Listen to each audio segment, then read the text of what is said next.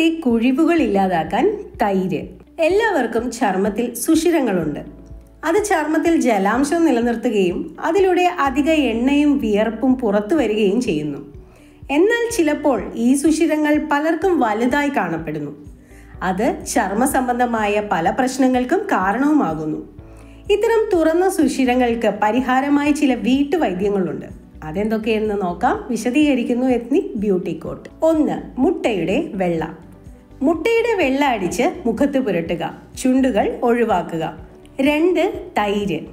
തൈര് നിങ്ങളുടെ ചർമ്മത്തിന്റെ pH ബാലൻസ് സാധാരണ നിലയിലാക്കാൻ സഹായിക്കുന്നു.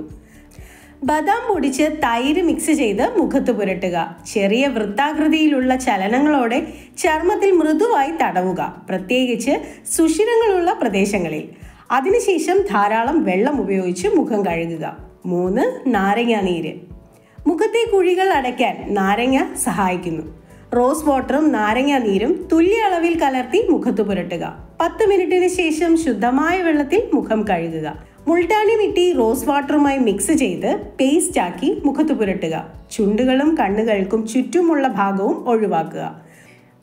മുൾട്ടാനി മിട്ടി മുഖത്തെ എണ്ണമയം കുറയ്ക്കുന്നു, സുഷിരങ്ങൾ ശക്തമാക്കുകയും ചർമ്മത്തെ ശുദ്ധീകരിക്കുകയും ചെയ്യുന്നു.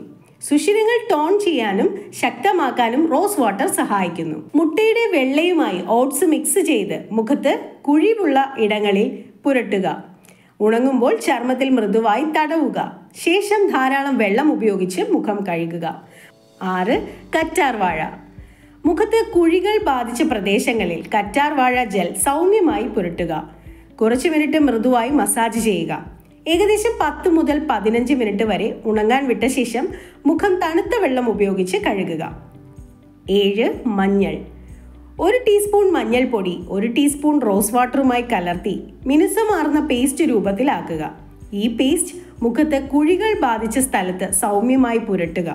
ഏകദേശം 10 മുതൽ 12 മിനിറ്റ് വരെ ഉണങ്ങാൻ വിട്ട ശേഷം നിങ്ങളുടെ മുഖം ചൂടുവെള്ളത്തിൽ കഴുകുക. ഈ വിലപ്പെട്ട അറിവുകൾ പൊതുസമൂഹത്തിനായി ഷെയർ ചെയ്യും. Ethnic beauty coat.